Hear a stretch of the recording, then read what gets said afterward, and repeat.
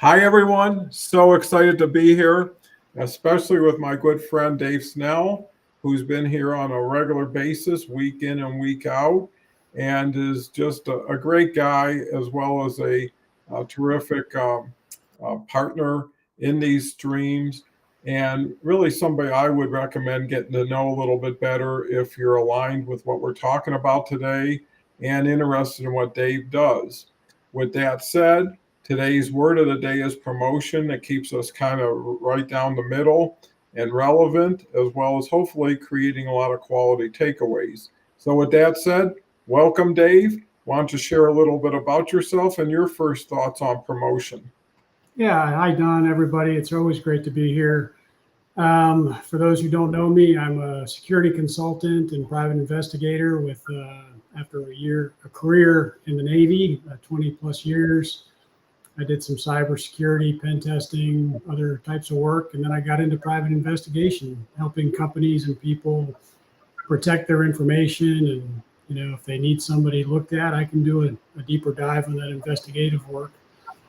But I've also taken a track on supporting veterans with their mental health, and having done a lot of work through COVID on myself and helping others is a way of making sure that nobody else has to go through some of the dark periods like I had to. So that's what got me connected with Don, was trying to get better at public speaking and passing these messages along. And I think it's just blossomed into a great friendship that has networked into many more. And the word of the day, promotion, is really, it's kind of a double-edged sword in my mind. There's two sides. There's the self-promotion of your business, of your personality, of your ideas, your ideals, whatever it is. You want to sell yourself and promote yourself. And then there's promotion and selling of others, and having a selfless side to how you can promote and help other people with their business, with their ideas, with their career aspirations and what they want to get done. So there's two sides to promotion that I think need to be addressed,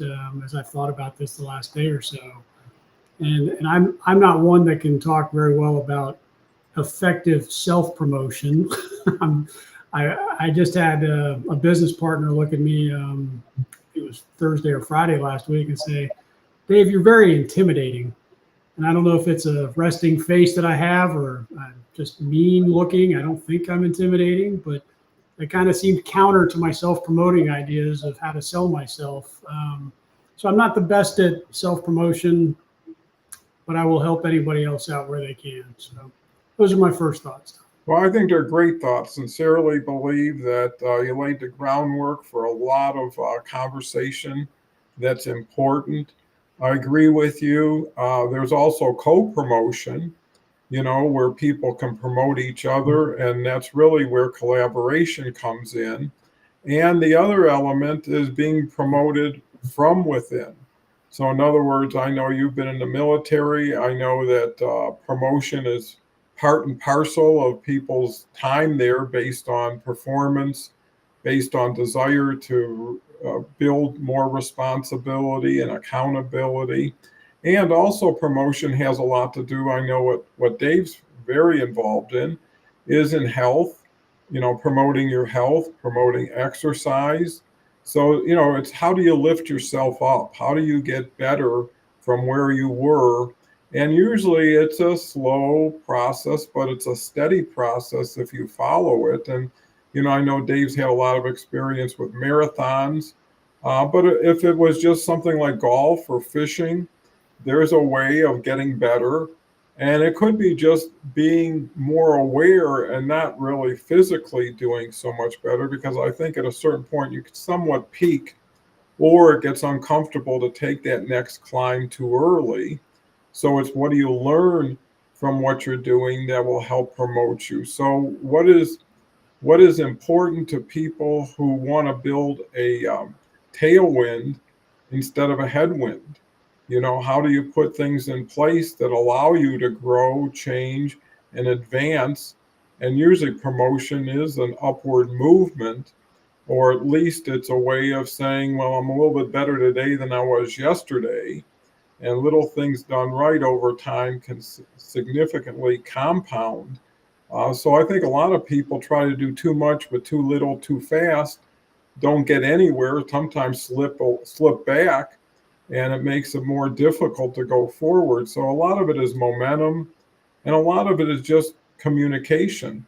With that, we've got Carrie here. An Air Force member bought 140 copies of The Little Mermaid. They were planning an aerial assault when their CO called from under DC.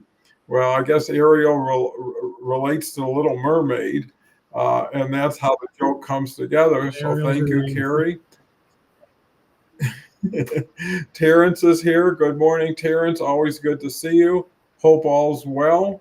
Haven't talked in a bit, but always happy to see you supporting the show and making comments. So, looking back at your career, especially in the military, what promotion affected you the most? Honestly, it's a double-edged sword. It's the one that got me to the point where I could retire. I made lieutenant commander, where once you make lieutenant commander, you're almost guaranteed retirement. Because at some point, the military is very much about the up or out mentality. Either you promote or we're going to drop you, and you have a high-year tenure mark. And for officers, it's a 20-year mark at lieutenant commander. If you don't make commander, you're out. And that's what happened to me. And the flip side to making lieutenant commander was the fact that I did not make commander. So it actually, if I can tell the story, it might take a few minutes. The admiral called me in and said, "Hey, I hate to tell you that you didn't make commander on this look, and you get 2 looks."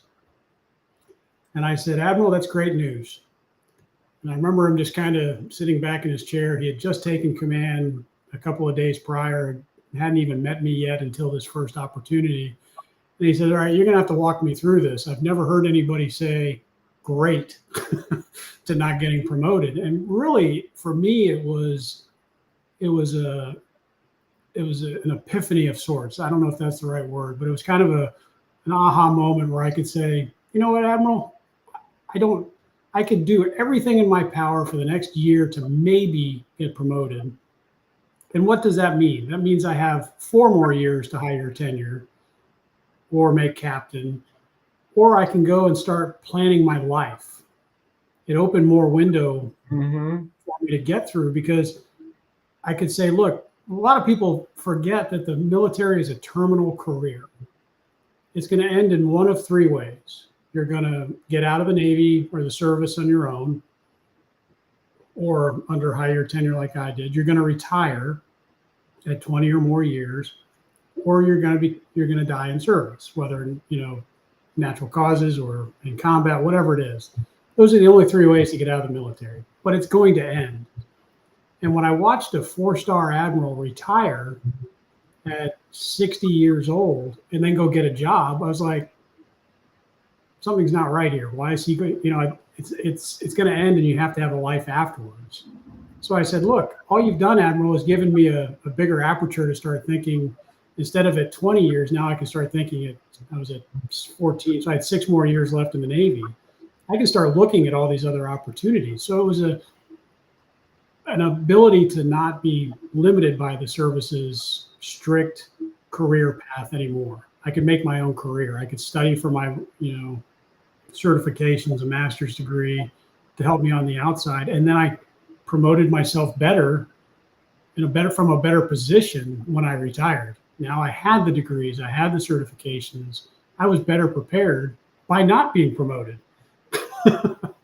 So it was kind of a flip to your question. What was the best part of what promotion made my day? Was actually not getting promoted allowed me to retire earlier and get ahead earlier before the retirement came. So did you feel like you might have gotten the promotion when you went in initially? Oh gosh, there's so much more to the story that we just don't have time for. The way I look at it now, I've been retired 9+ years, was I ready for a commander position? I probably could have done it and been okay. but I probably still didn't have the right mentality for it. Now, a few 5 years later, after I retired, I probably could have said, okay, if I were in at this point, 4 or 5 years after I retired, yeah, I'd be ready for '05. I had kind of made my own path early and bucked the system a little bit. I didn't have a traditional career path, so they really didn't know what to do with me. And um, it kind of worked out just fine in the end. You know, a lot of people get very stuck into, I have to do this tour for this tour to get to this tour to get to this promotion. And I think it's the same in the corporate world. I have to have this position to get the promotion, to get the pay raise, to get the, you know, it's just this vicious cycle. And we get very locked into, I have to, I need this, I must. And we forget that it's our lives, not the companies, not the militaries, not the governments, whatever it is. We need to think about our own personal lives and what's going to make us happy while still being able to provide the necessities for life. It's just been my experience. We've lost some focus where we get very tied into a career path at the expense of the rest of our lives. Yeah, that's an excellent point because balance is so important. Plus, what do you bring to the table every day you go to work? And when you lose the passion for what you're doing or the enjoyment of what you're doing, then it's much harder to make those other sacrifices to support it. And again, everybody's different and things change as well as you. Sometimes you stay in alignment, sometimes you kind of go a little off course, but that off course may be the new opportunity that you're looking for. Some people should actually and do thank people. I actually have a story too. In the 90s, early 90s, I was involved with a big influential group of leaders in the home center hardware industry.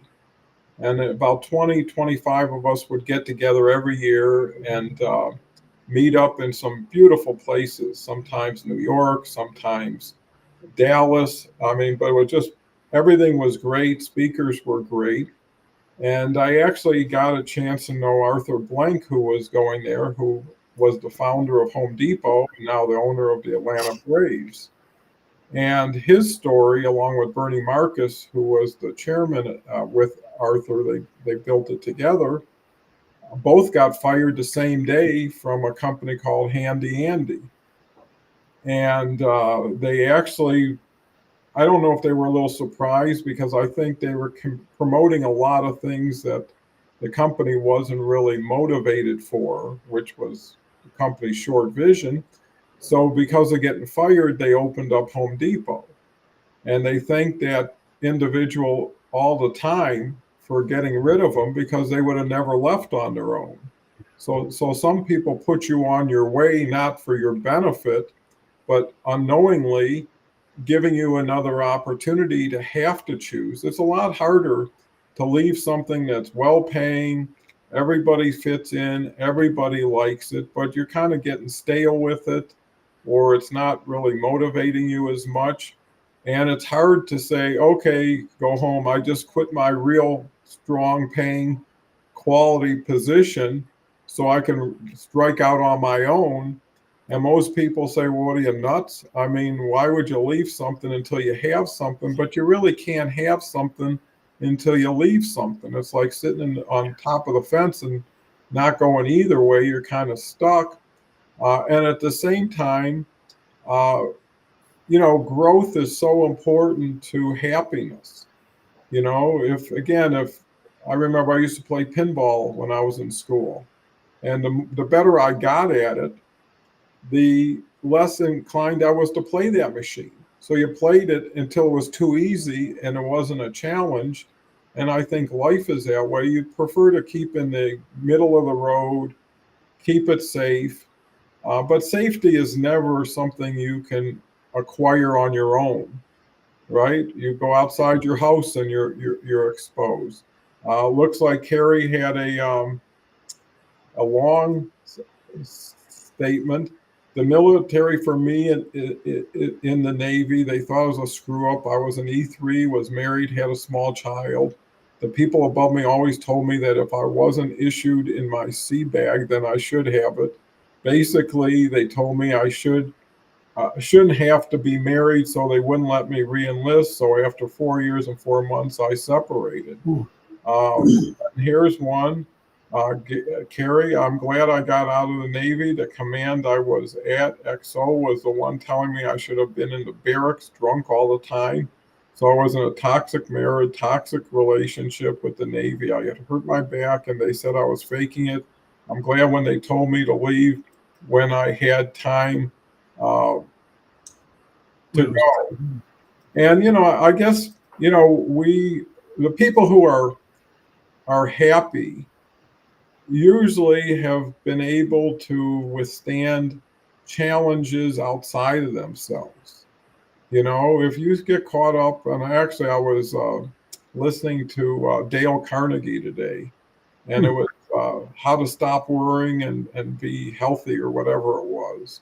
Yeah. And it was really not getting caught up in the noise around you.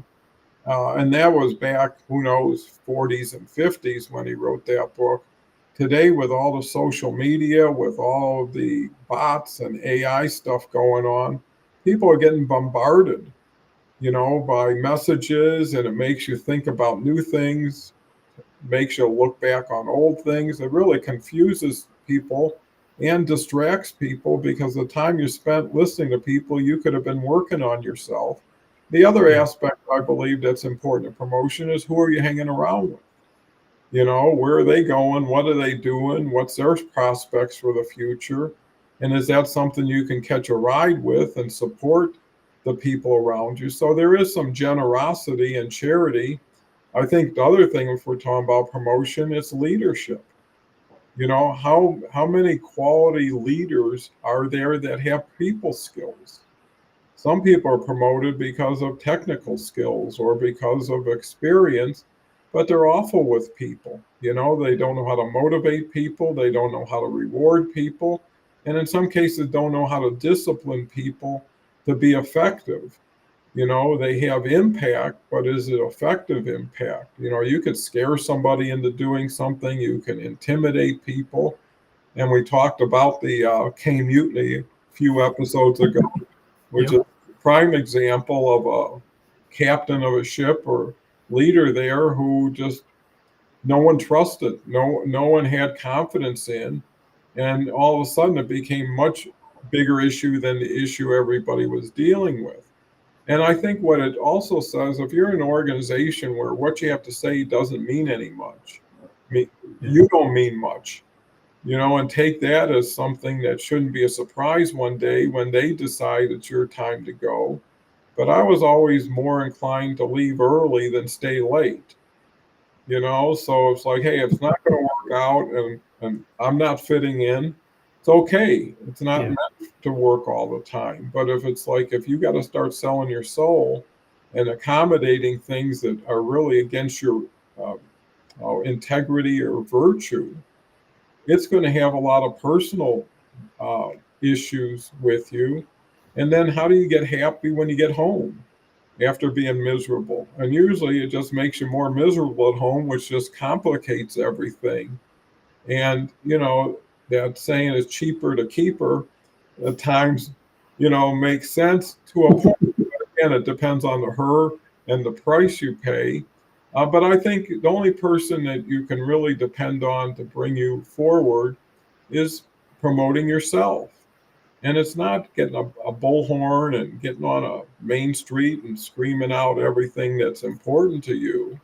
It's really about putting a life together that when you put the whole puzzle, it's something you can, be excited by and strive for, because without a goal that's worth going for, you probably won't go as far as you might have, and you won't enjoy the ride as much. And there's so many people, if they would get out of materialism, and get into being a little more humble, living a little bit more modestly, so they can take on situations that don't pay as much as they could be receiving, but give them more pleasure. And, the idea of retirement, which is the end of being promoted, because that's when you pull out of the game and, you find somewhere you want to be. And sometimes that's a promotion just in the quality of life. If someone says, well, I made a lot of money, I just want to spend my rest of the days fishing.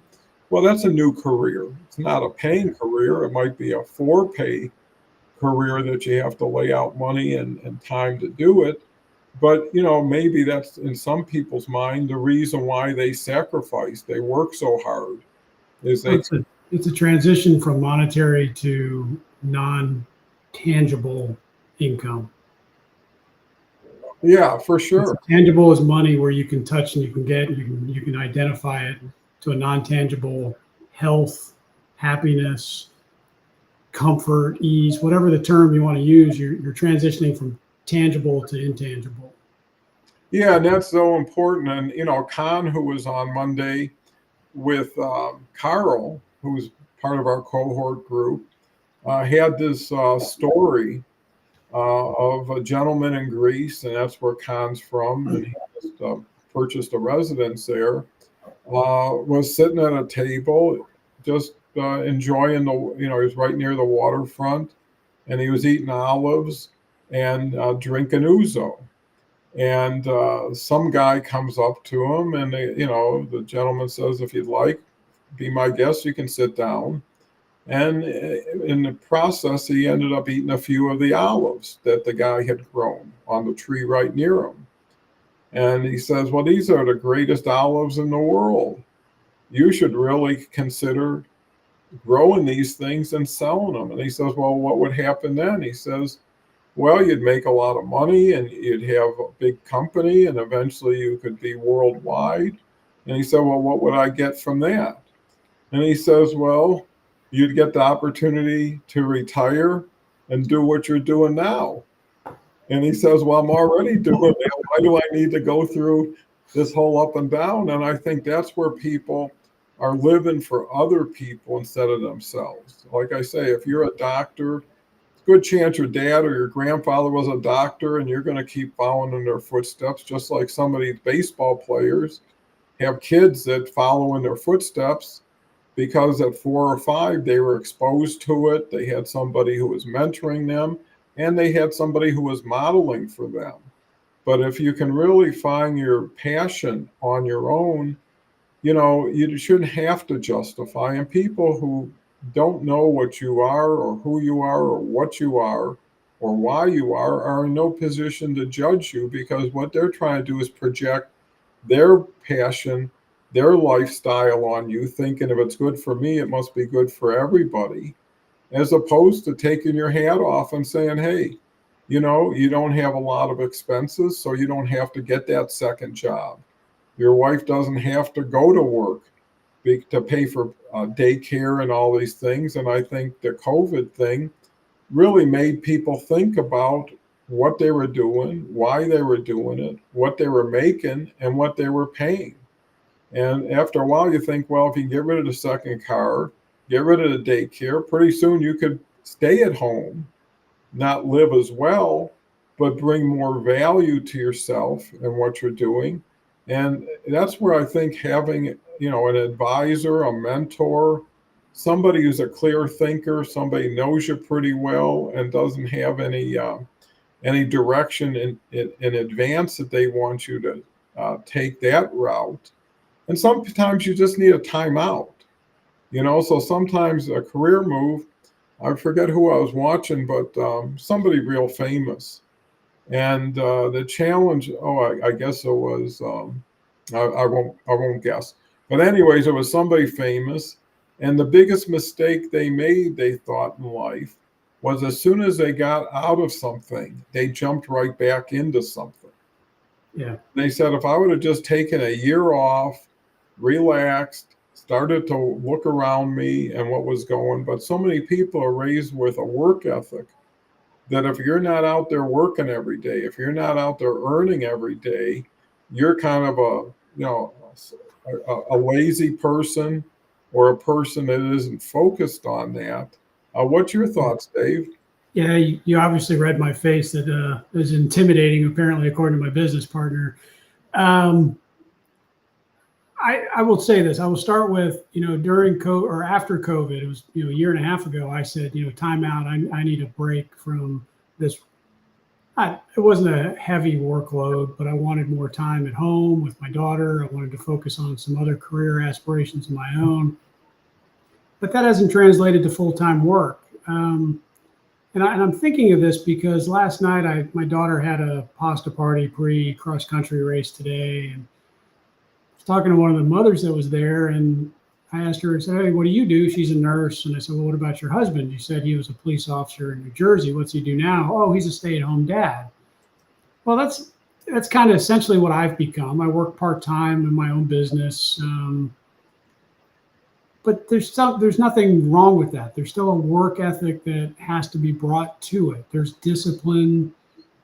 Work can mean a lot of different things, whether it's for minimum wage to multi-million dollar deals to having, again, I'll go back, and I hadn't really thought about this till just now, is that tangible versus intangible. Mm-hmm. I'm gaining more intangibles from being here and getting my daughter to the bus stop, picking her up from practices, getting her to guitar and voice lessons or to band practices. I get more intangible out of that I would have lost had I been at work 8 hours a day and maybe not been able to get her where she needs to be. Maybe we don't have, everything that we ever want in life physically, but I can't take away I'm never going to get this time back while she's in high school. So I've taken the reverse of, I'm still working in the sense of I've got to do things around the house. I can make life better for her now, and we can have time together so that she has memories when she moves out, when she goes to college, when she grows up, has her own family, and God forbid we know it's inevitable when I'm gone. Mm-hmm. I know I want her to have memories, not just things. So there's a twist to that. Just because you're not working doesn't mean that just because you don't have a job that pays you doesn't mean you're not working at something. Because I still think I have a very good work ethic where I'm trying to do things to better myself. Being on these shows betters myself. It helps me share stories to help others. It helps me get comfortable in front of a camera and to have conversations and to think of things on the fly. There's always some growth to be found in work that doesn't even pay, is really where I was going there. And I think that's a beautiful point because I agree with you. Value is not determined by price. You could be creating humongous value and not getting anything or even paying for the opportunity. I saw people went up in space, billionaires, and they're paying umpteen dollars for experience. Relatively speaking, if you got $1 billion and you spend 10 million, you're only giving up 1% of your worth. But I learned early how important family was and how little opportunity you have to have an impact on family. And my daughter, before she went off to school, she was still a senior in high school. And, we would always get into things together, and sometimes it was conflict.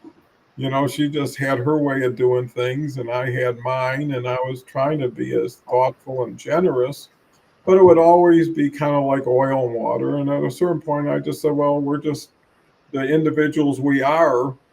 I'm not going to change that much, and she's not going to change that much. And week in and week in, every weekend, I'd think about what we could have done together. And I remember having a talk with her.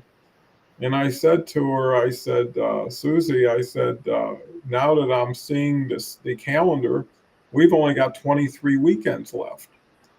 And if we don't take these 23 weekends and make them better or whatever they need to be, and then you're off to school, we're never going to have this time. And until she understood that, did things start to change? Because you forget in reference to what it is, how you're acting, right? If you got a week left at work, you're not going to go out looking for new customers or doing anything like that. You're going to probably get a little tidy and clean things up and organize it and get ready for the next person, or at least leave on the best terms that you can. And I think people need to stop and take a moment, because I've known so many people, and if you judge people by money, I've met people who have lived in compounds. If there's a toy or something they could have bought, they already have. But meanwhile, they would tell me, two of my kids are in rehab. I'm facing alcoholism. I'm doing all this. And, they're not happy. They're not proud of themselves because they were so one-sided that all the other sides of their business suffered for what their, let's say, ambition dictated, or maybe their talent. And sometimes you just got to say, just because I can doesn't mean I should. Just because I'm really good at something that I don't like anymore doesn't mean I should continue it. And you got to give people credit when they leave before they had to. I mean, Barry Sanders, again, being a Detroit fan, was one of the greatest running backs of all time.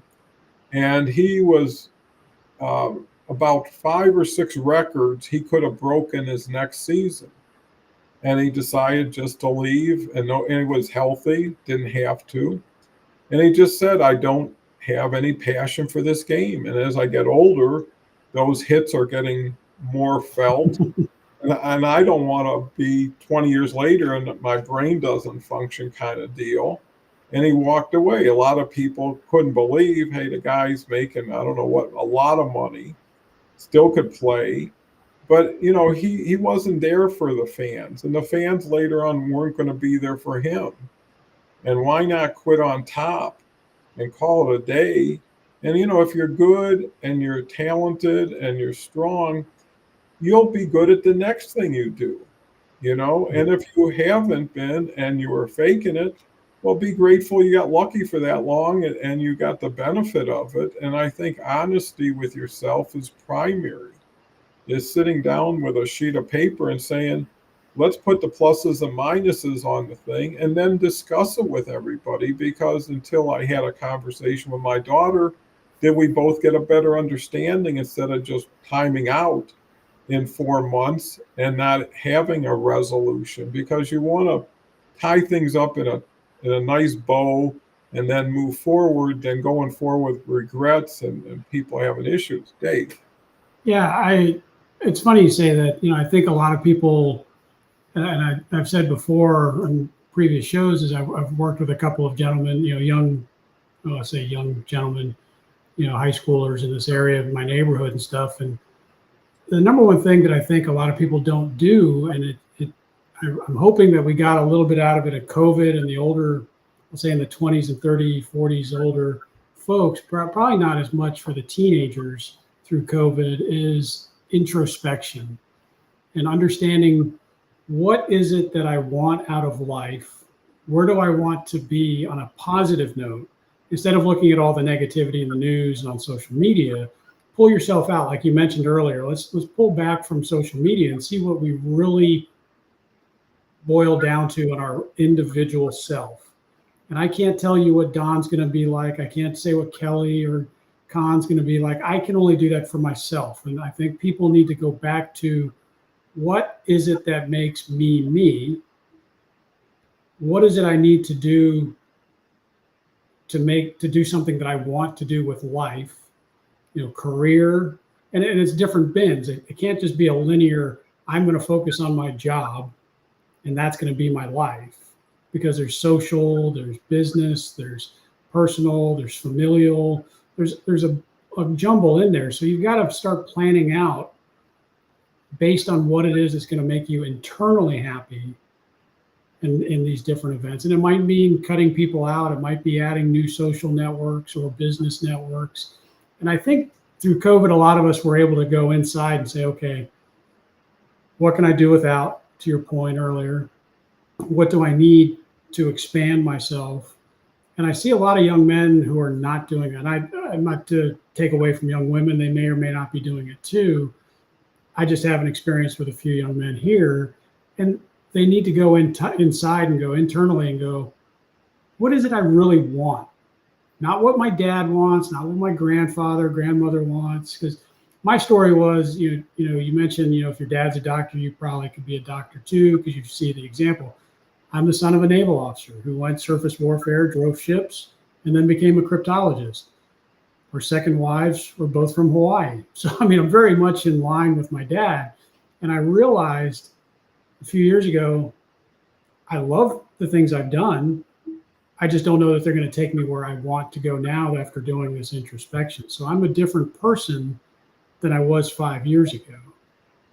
And if you do the analysis and plan out, here are the things that make me the pluses and minuses. My dad was notorious for, let's do a pro and let's do a con. Mm-hmm. Okay, which one win? And it's pro con and then pro con for two different concepts. Whichever one has more pros, that one wins. And it was really a lesson there that I think more people are learning to do.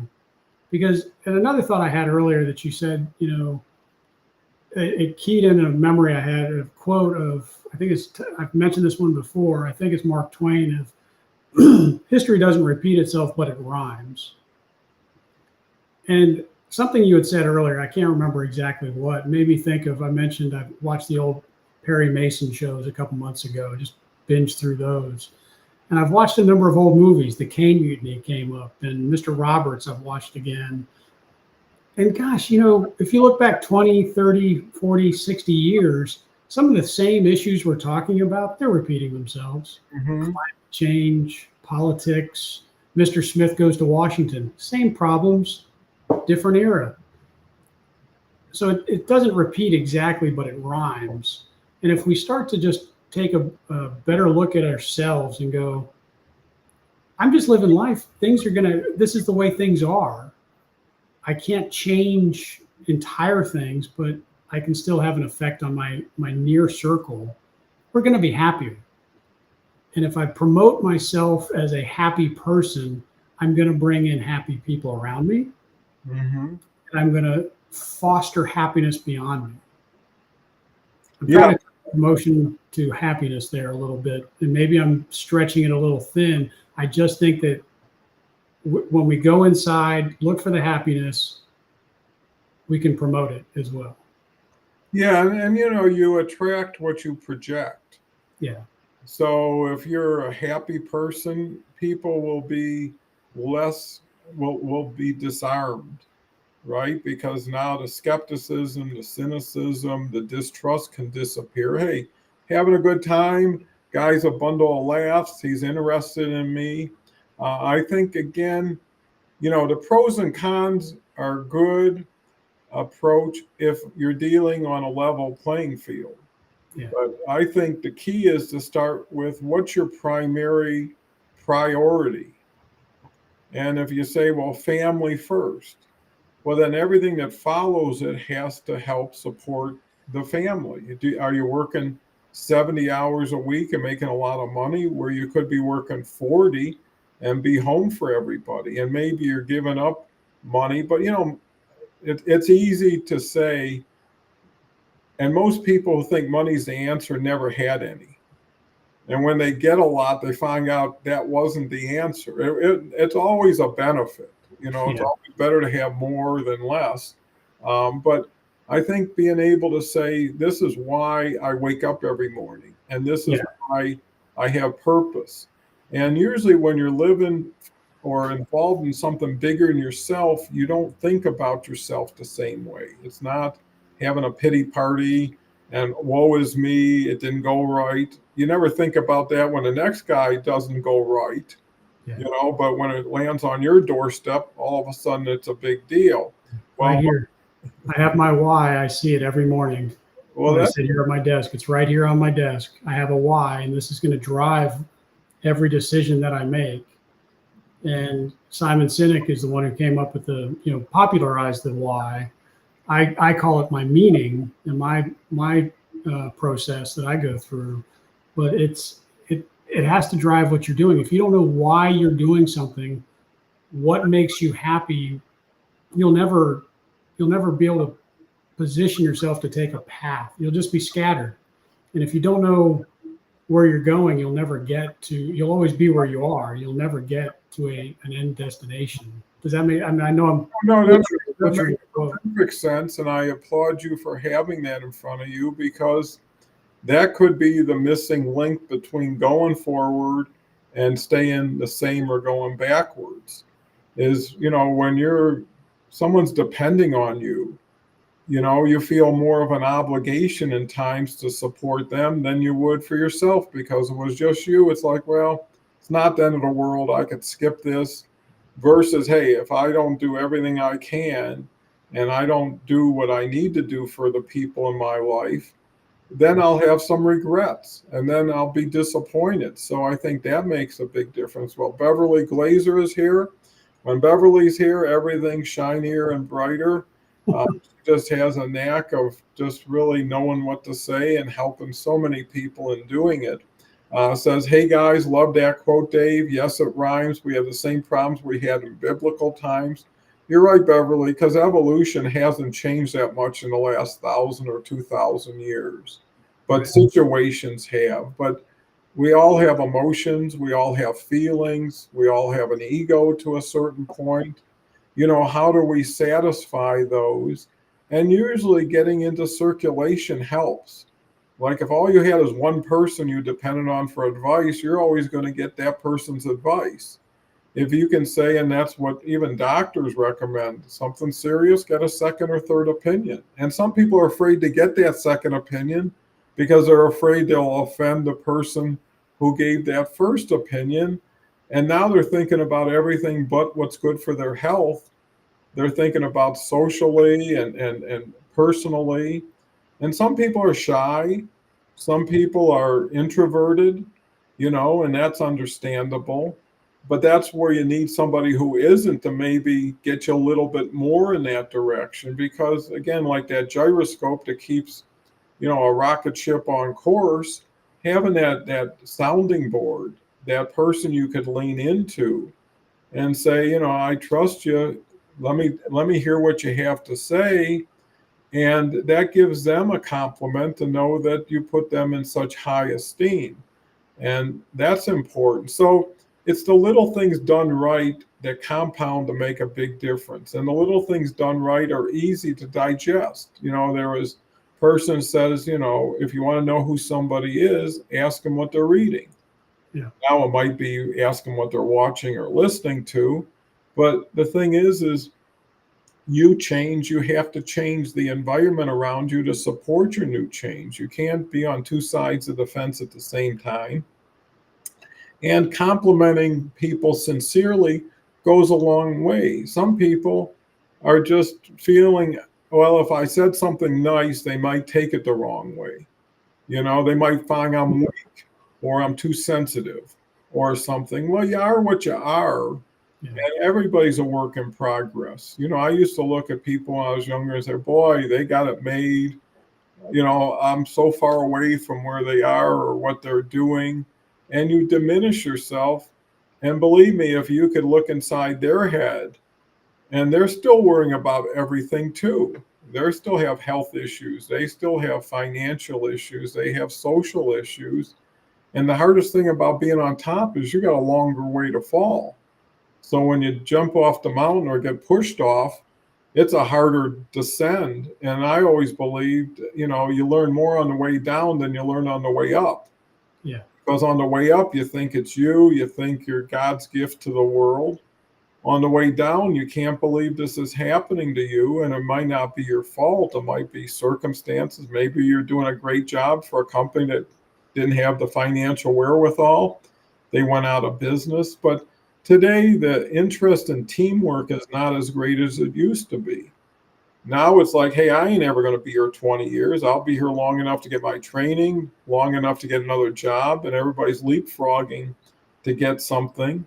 And in turn, the loyalty back to you isn't going to be that great. So it's like, why would we invest in these people if they're only going to be here for a year or two? And after a while, you lose the personalization of it. And some people, their best part of their day actually is their work life. Some people escape their home just to go to work, and they can justify it, right? It's like, hey, I got to make a living. I got to provide for my family. I want my family to have a little bit more than most people. And I've seen people work 70 hours a week just so they wouldn't be home, just so they wouldn't have to deal with their kids. And not everybody's the same. And I think that's a uniqueness that people should try to focus on, is what makes me special, and it could be some like I can eat 20 hot dogs in 10 minutes, if that's something that people are interested. So there's so many opportunities. And the more you expose yourself to, the more of a reference and perspective everything else fits into. I mean, that's why I think international travel or even travel is so cool. Until you go, I grew up in Detroit. I didn't know until actually my wife went to Dallas to visit her brother that you could sit outside in January and have an iced tea. That would never happen in Detroit. It was like, here's winter and it's not going to end until March or so. But as you open your eyes, you start to think, what a small world I was living in with so many small people. I mean, I had a sister, her whole life was about 4 miles around her house. And that's her whole thing. She went to restaurants there, grocery stores, and never needed or wanted to. And, again, no judgment, but it's not always that beneficial. And the best thing you can do is really look at the end of the day, how proud of you are you of yourself? How satisfied were you for what you did today? And also, sometimes you're just not where you need to be. And it's better just to take the day off than force things. I mean, so many people at work I've seen, at 6 o'clock, their work's all done, but they're not leaving. They don't want to be the first one out the door. So everybody's playing tag in a way, as like, I'm hanging out until you leave or we leave. Yeah. And that's so sad. It seems like you've experienced that. Yeah, I just had this conversation with an old shipmate last night who sponsored the pasta party I went to for my daughter. There was a girl who, she actually got a higher fitness report rating than I did.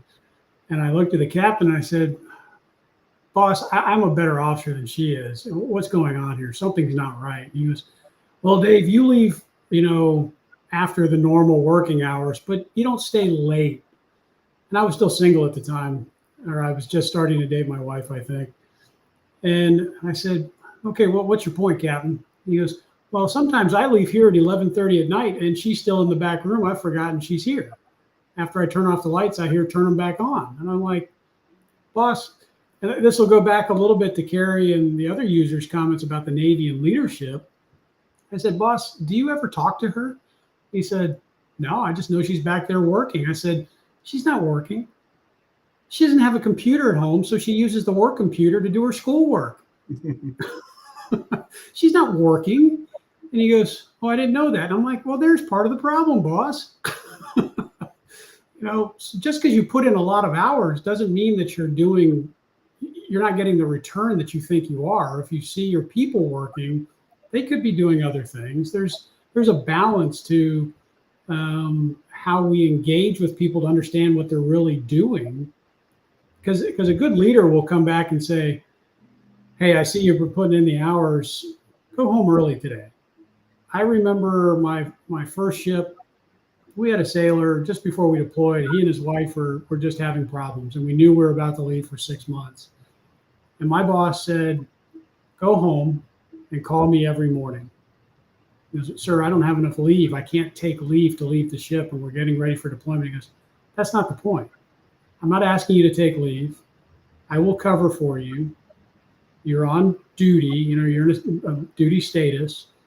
But I'm telling you to go home and spend some time, quality time with your wife before we leave. So for 4 or 5 days, the guy left because this one leader, my boss, who's still a great friend to this day, I love him to death, said, no, I'm not going to have you kill yourself so that when we leave, she leaves you and then you're not in the right mindset when we're deployed in foreign lands or foreign oceans. Okay, well, that's leadership. That's engagement. And I mentioned before, this is how we promote ourselves and the people below us, is getting out of our ivory tower and getting to know the people who work for us so that we know why are you putting in so much extra time? Why are you doing things that are out of character? Why are you doing things that aren't in line with our rules and regulations? Why are you making mistakes? Why aren't you getting the sales? Well, if we get into that deeper than an inch deep, go a couple meters down and go, wow, he's got some financial problems, personal problems. Maybe his dad died, his grandmother passed away, whatever it is. That's compassion, and you're helping them build themselves up while you're looking good yourself. And it's not for self-aggrandizement, it's really caring. And then you both elevate as you go, through your days. And I see a lot of that missing in the military, just from the conversation last night. My friend is still engaged with the military as a civilian contractor. And I see a lot of that missing. It's just very much here are the rules. If you don't do the rules, then you're out. And I don't know how well I even see it on the commercial corporate side that it's any different.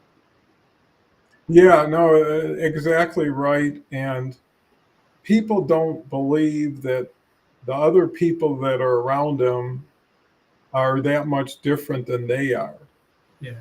Right. And, I ran a business that was very different.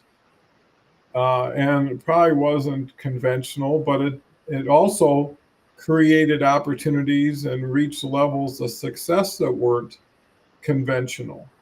And I had a rule, when I left, everybody left. Yeah. And usually I never missed dinner. I made that a rule. I actually was fortunate because having my own business, I had the responsibility and accountability. When the kids were in elementary school, I never went to work until I took them to school. And I had that half an hour in the morning of walking them down at school, just down the street, having a little conversation. And then at home at dinner, had some more conversation. And I could have put in more time at work. I might have got more benefit, but I wouldn't have went to work with the clear mind, with the happy mind. If you're always conflicted, like I gave that up and I gave that up, and now I'm sitting in this dumb meeting. And after a while, momentum works both ways. Once you start getting used to it, it's part and parcel of who you are and what you are. But I knew that everything we were doing was not blood and guts or life threatening. So I would always make a statement to everybody. If there's something important, I'm not always going to know about it, but I'll do everything I can to support you. So if you say your kid's playing in the Little League game and it's a big game, you're better off there, because the hour or two won't make that much difference. On the other side, the people used to want to work forever. I knew myself at a certain point I was burned out. By 4:30, there was nothing left in me. Now I could keep plugging, pushing, getting some done, but why? Who am I trying to show off for? The nice thing about having your own business is you'll never get political. You'll never get bureaucratic, because you got to say so, and you've got control. Where when you're dependent on somebody giving you a raise or doing something, and some people are working for people that are just have no life. Yeah. They go home to nothing, and they come from nothing, and they're not in a good position. I think that more and more businesses and institutions like the military should promote soft skills, people skills, communication skills, to really get to the point of getting the most out of everybody, is understanding who you're dealing with. Some people, they need a little harder approach, and some people need a real soft approach, or they start to get really swirly if you push them too hard. And then all of a sudden you send them back to wherever their home is and let the people have to deal with it. Where if you can actually be an advocate for the person, because ultimately what you want in any organization is retention and promotion. You don't want turnover. It takes too much to train. It's disruptive when someone's actually in a good position doing their job and they leave. Then everybody around them thinks, well, why don't I go? What am I sticking around here? And who's going to be my next supervisor if you have 3 or 4 of them? And it becomes a reflection on the leader. Why do you keep hiring these people?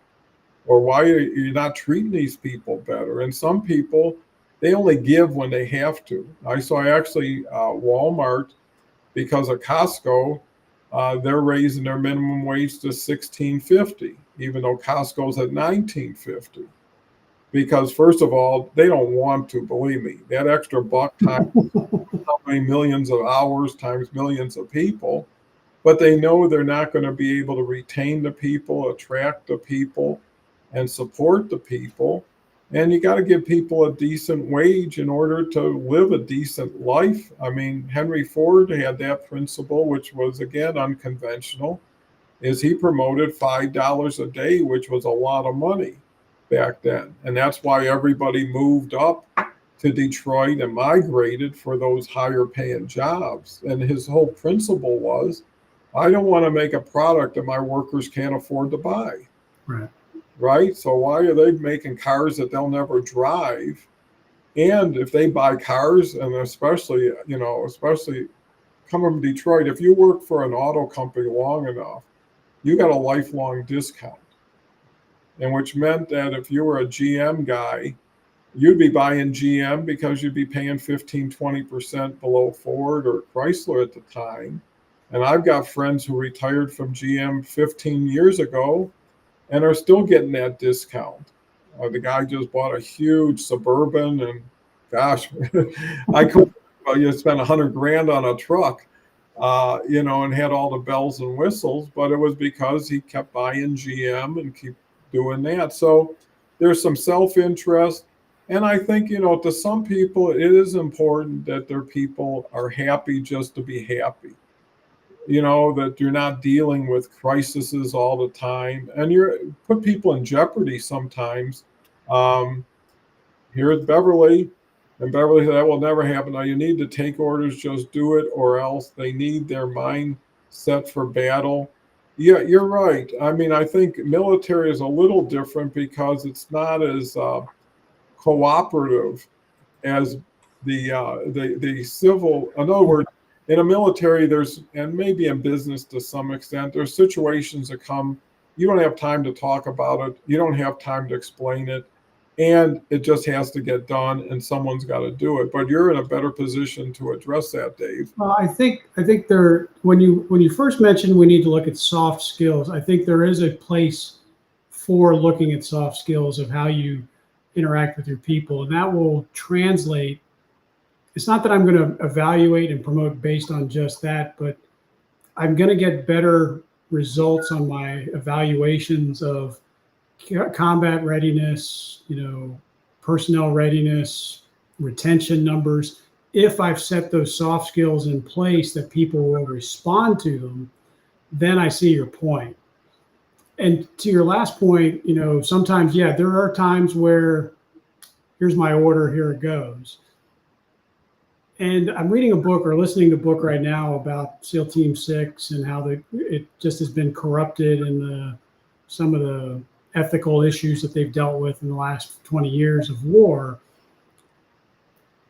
There are times where the enlisted people have to have, or even junior officers to senior officers have to be able to say, hey, boss, wait a minute, that's not going to work.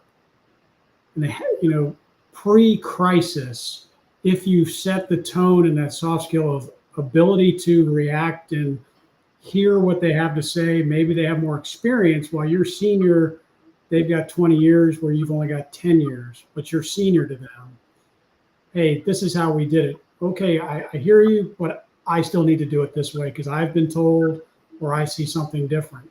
Having those communication, that ability to communicate, that ability to be heard, and have an effect will translate to better combat readiness or effective results, if you will. I'm trying to marry it to civilian and military without combat wording.